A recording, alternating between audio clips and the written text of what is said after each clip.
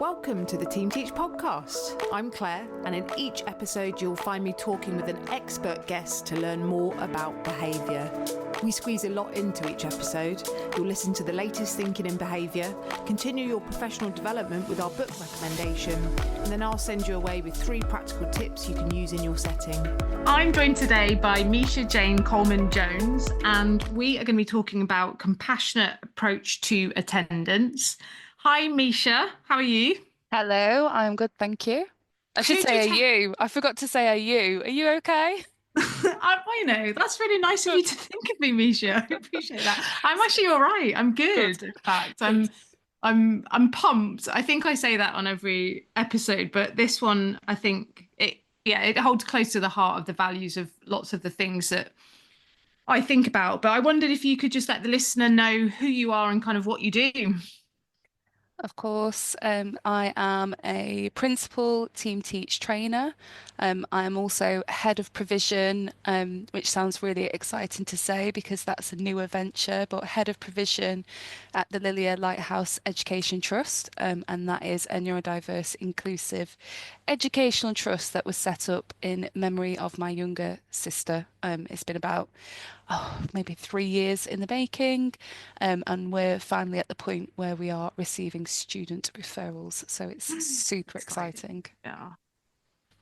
Thanks, Mica. So I thought you were going to say all like your massive long CV. You really undersold yourself. You're like, this is it. Do you think?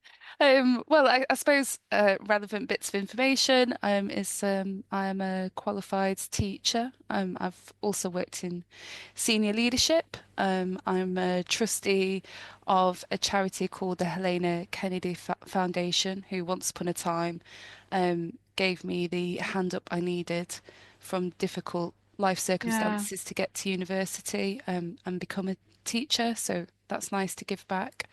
And I recently resigned as chair of governors at a lovely, outstanding specialist school in Derbyshire.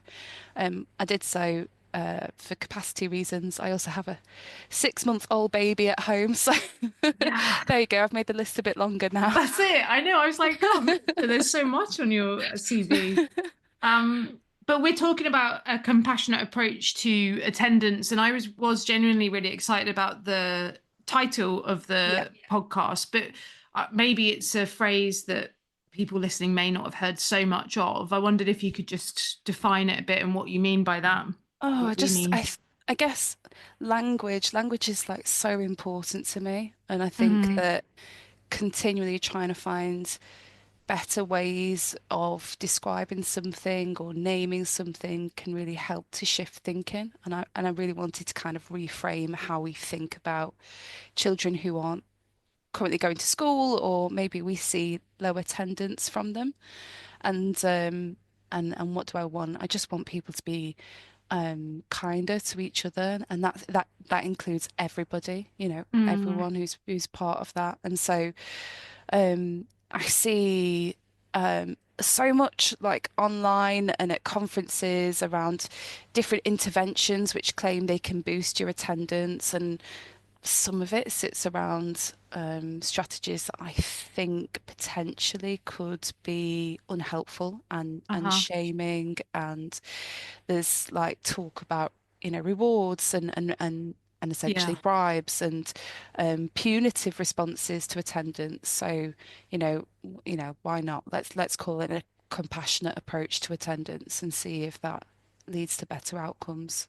And is that trying to move ourselves away from this idea of emotional based school avoidance? I suppose the way that it's framed in this title is that the onus is kind of on the practitioners to support children, young people coming into service, whereas emotional based school avoidance is kind of just the behavior on the I suppose child. Like, but and there's so many different phrases that have been used and terms, and so they've ranged, haven't they, from school refusal and school avoidance, school phobia. In the past we might have used truancy and laziness and all sorts of different labels.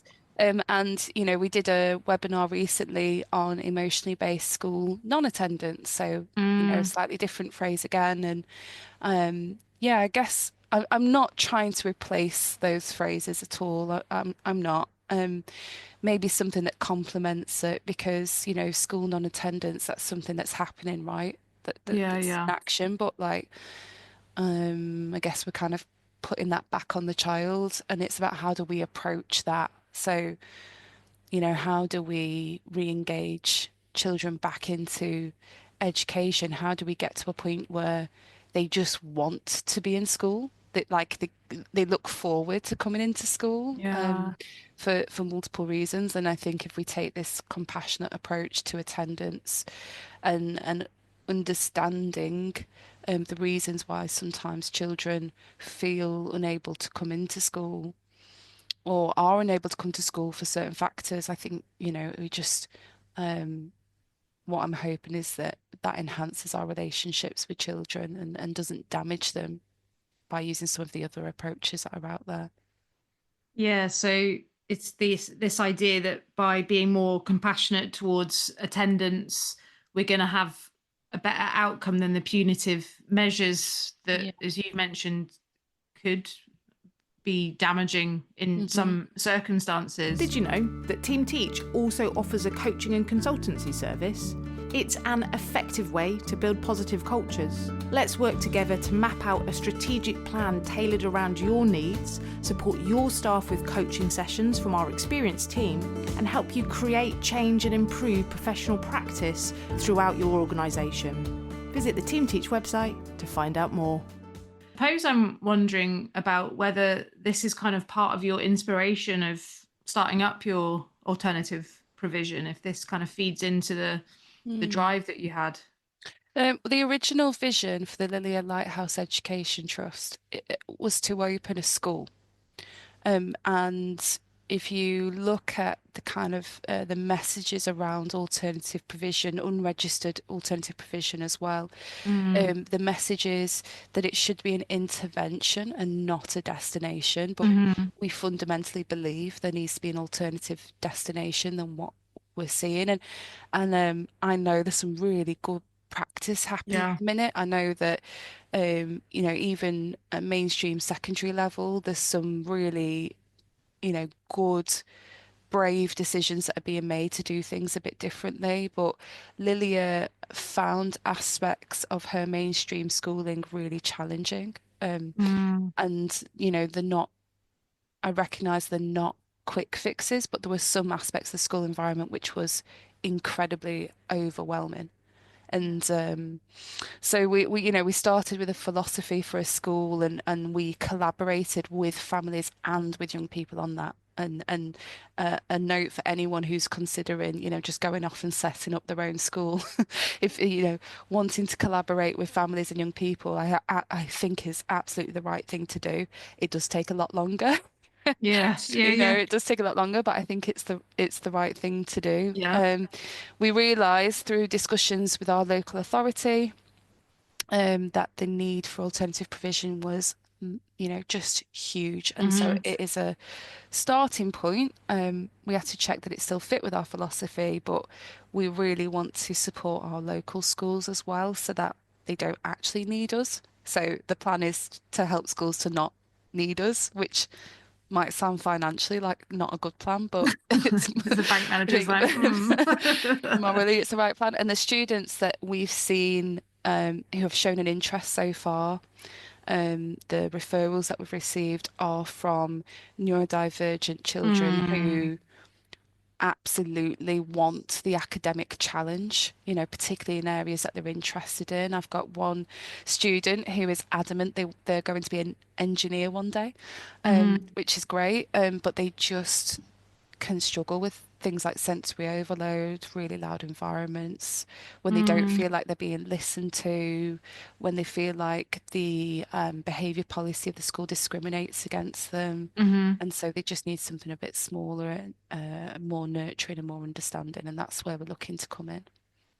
Yeah, and there is such a need, and like you say, there's such a variance of alternative provisions and kind of what they can offer and what they do offer, and Mm, also the gap between being school registered, not school registered. And I yeah, think, that there's lots going on politically around those yeah. gaps and people falling, between the gaps. But I suppose the focus of what we're talking about is how we can help services with that compassionate approach. So it's kind of like the vision and values that you have in your service, like how can we help other services, like that's your goal, like what Mm. can we do to bring in that compassionate approach to schools. Yeah, I just think it's what's interesting, right, is the backstories of some of the students. So, for example, I have like one student who hasn't been in school for, I think, maybe about 3 years. Yeah, So the fact that we're even at a point where they've demonstrated that they want to engage with us, um, is like incredible in yeah, itself. yeah, And it just shows because we haven't brought in any fancy intervention. We haven't done any specific staff training around, reasons for poor attendance, etc. Like, or even on emotionally based school non-attendance. It's just been through, I guess, our practice of listening and listening to the yeah, child yeah. and listening to the family through demonstrating some flexibility, through asking them what works for them. And I suppose like some of my colleagues who work in much bigger schools say, we don't have capacity for that. We have X number of students. We Hmm. we don't have the time. And I guess my argument is, well, but like you waste more time in the long run by not doing these simple things right at the start and not looking for ways to um, be more flexible as a setting. So Yeah, we know there's going to be some non-negotiables, right? And that's what keeps everybody safe. But I think generally we could be a lot more flexible in what teaching and learning looks like in the classroom. yeah.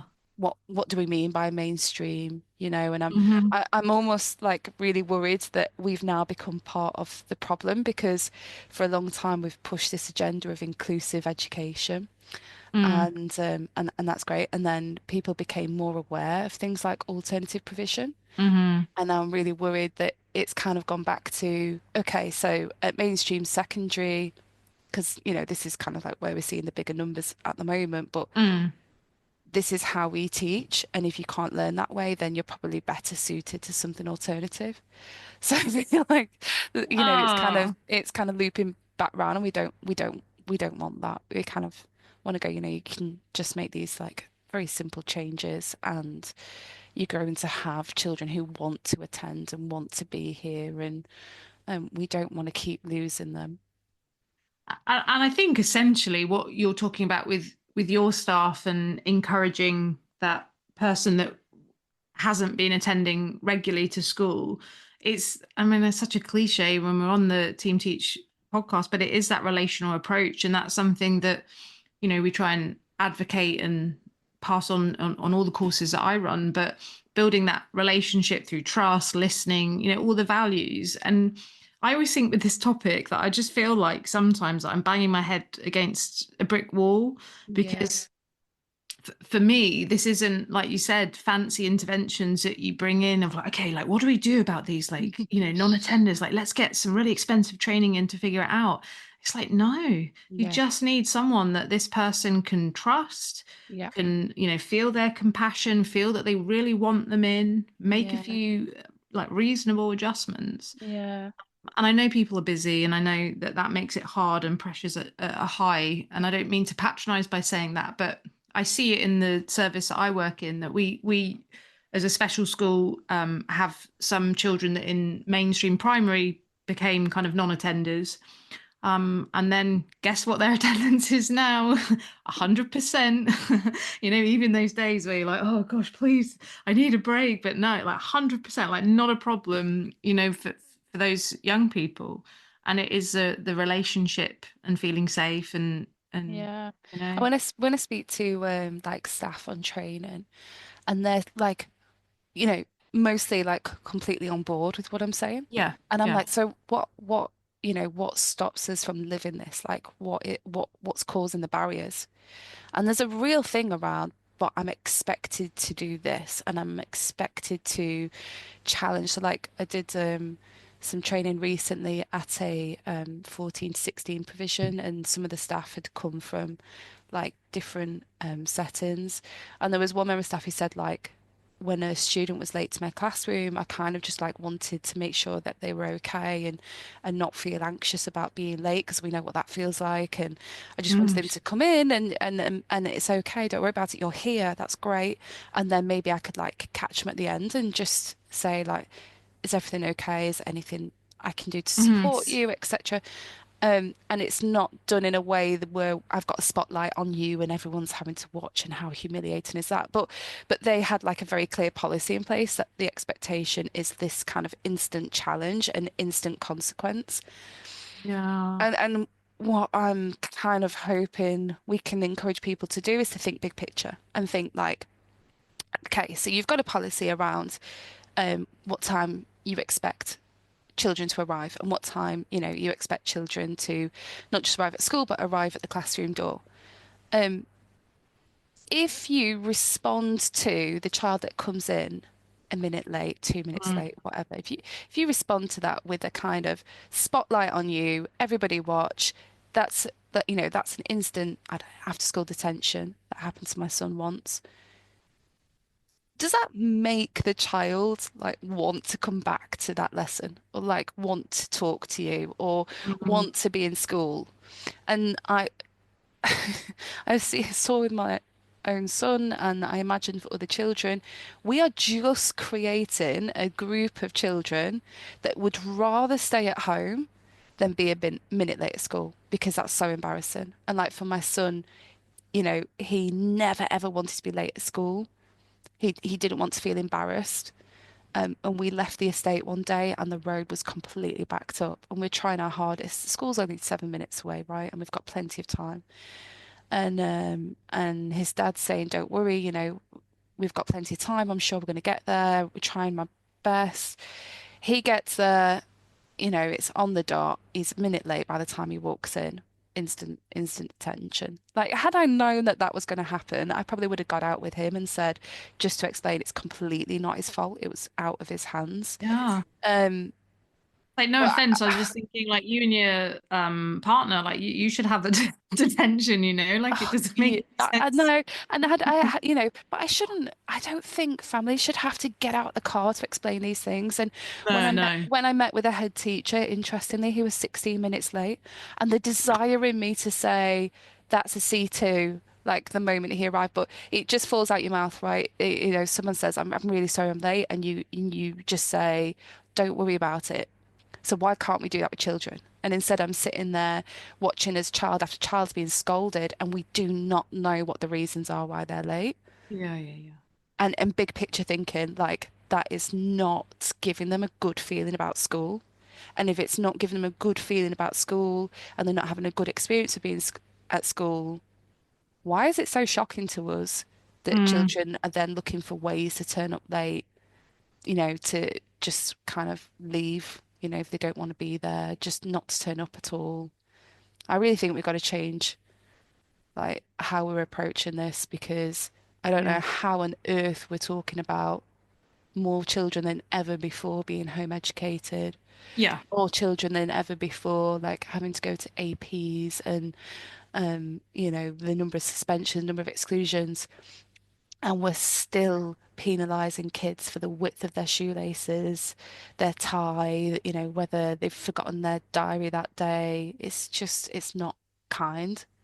It's not kind, and I'm quite literal in my thinking, and so I find the policies really hard to swallow, and not because I'm like being a job's worth and I want to pump my message of like positive behavior support. It's not even that. It literally just makes no sense when you really start to look at it and analyze it. So I run training courses, as do you. And if someone turns up late, um, I'm like, oh, quick, like, please get a cup of tea. And especially if they've come in rushing, like, please just take a moment. Do you need to go to the toilet? Like, actually just making sure that they're okay. If I was running a course and someone was late every single day, or like 3 days on the trot, then that would be a conversation to have in private about maybe, what was going on, or so I don't understand how in the school system, as we have it set up in some services, I don't want to say that all services are doing No. this, that we are not treating children with the generosity that we would treat each other. Yeah, um absolutely. And I think it really misses the children like Lilya, for example. mm, Probably for some staff, they might say, oh, but she's absolutely fine. She's really, she's getting on well. There's no issues, no behavior issues at mm, school. She's very compliant. And what that completely misses is that you have some children who maybe they're not on your radar right now, mm, but are absolutely living in fear of getting something wrong or, being punished for something. And so I guess my message or the question I'd like to ask is, are these children like achieving their full potential? Because if they are constantly in like high alert that they're going to get mhm. something wrong or they're going to be in trouble, are they able to fully relax and absorb and learn and develop their thinking? And you just never know actually who might be struggling and they might not be on your radar right now. Yeah. The kind of missed, Yeah. compliant, quiet individuals that mask maybe the anxiety and mask it so well that, yeah, it slips under the Yeah. radar. It's the loudest sometimes might get the most support or most eyes, Yeah. Yeah. Yeah. I just it's so hard, this topic, because I feel like the reason that I hit the brick wall is because there isn't really much within certain systems that huge changes can happen. So we were talking off air and we got more and more kind of despondent, not despondent, it's not the word, deflated was the word that we Deflated. used as we went through, of like, oh, because actually some of it is systemic in the policies, etc., that we've set up. So I'm wondering, like, small level, Mm, maybe in the things that maybe some staff working in those systems, yeah. in their own, what they can control, like some kind of thoughts around that. So I think how we it's that whole like response first react thing, right? Yeah, yeah. How we respond to things. So when my son turned up to school that day, instead of the kind of instant consequence and, you're late. And he's thinking, I know, I've been stressing about it for the last hour. You don't need to tell me. The difference that would have been had if someone just said, hey, great that you've come in. Don't worry about being late. Let's get you to your lesson.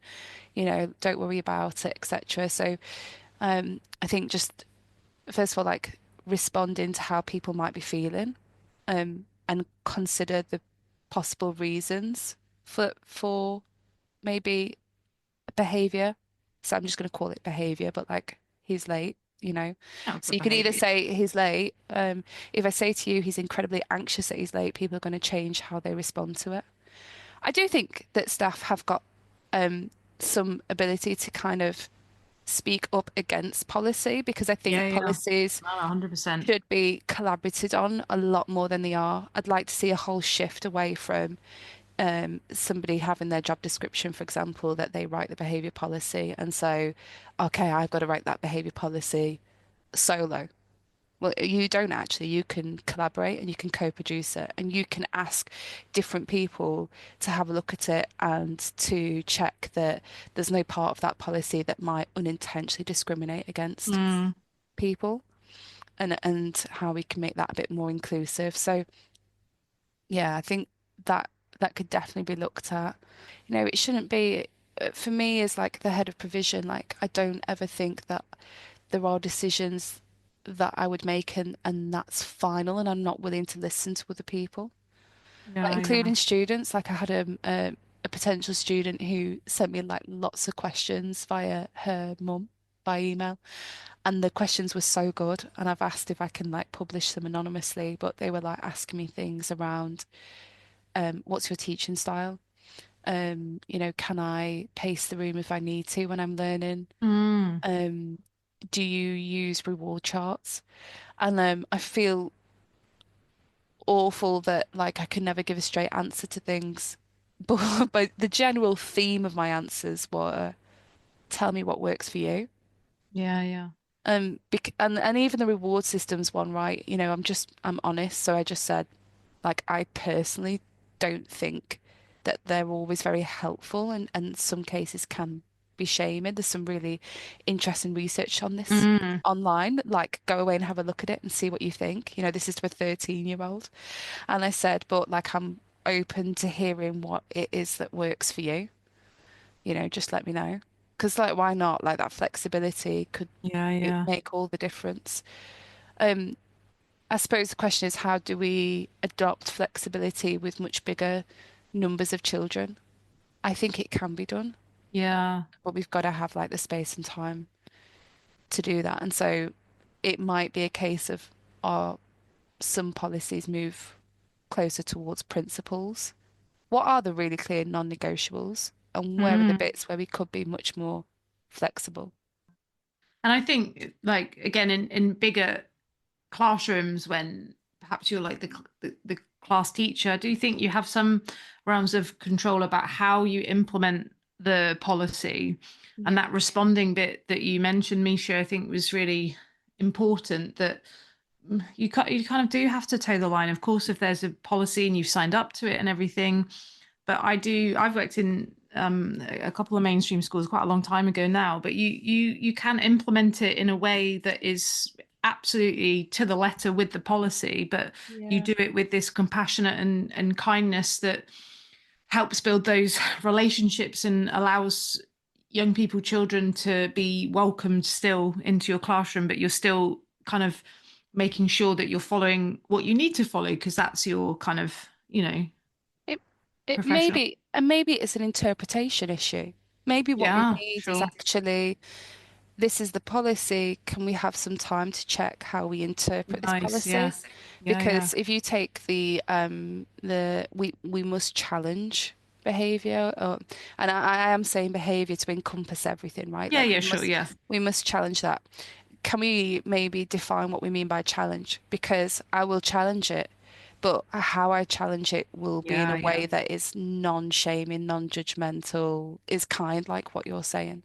Mm. So, yeah, maybe it's an interpretation thing. Yeah, And nice. Yeah. yeah.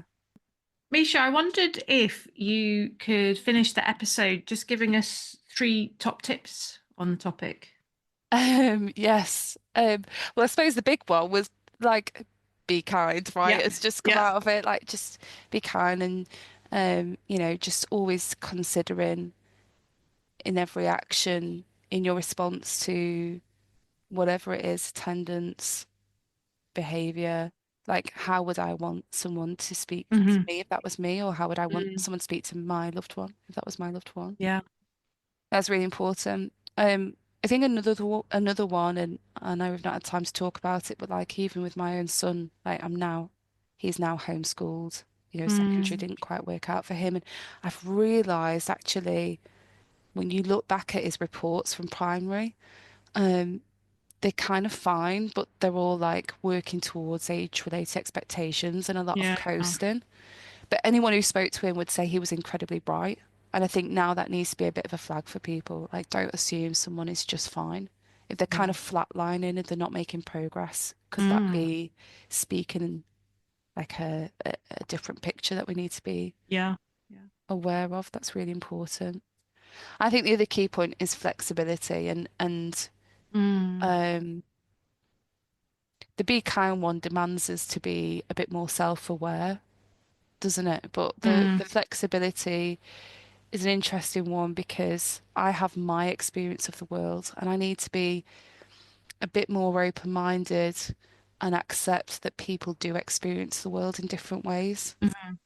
And so if we can just stop and just listen to other people and accept that there are different experiences of the world, can I consider more flexible approaches that will accommodate for that person? That's brilliant, Misha. I'm also going to take away that interpretation of policy to help with flexibility. I think that's a really important point, and feels kind of in like touching distance as well, so I can stop banging my head against the brick wall. But thank you so much for your time as always, Misha, and I'll catch up with you soon. Thank you. You've been listening to the Team Teach podcast. It's been great to have you here with us as we discuss behaviour, communication, and the ways we can best support those in our care. Thanks again, and I'll see you next time.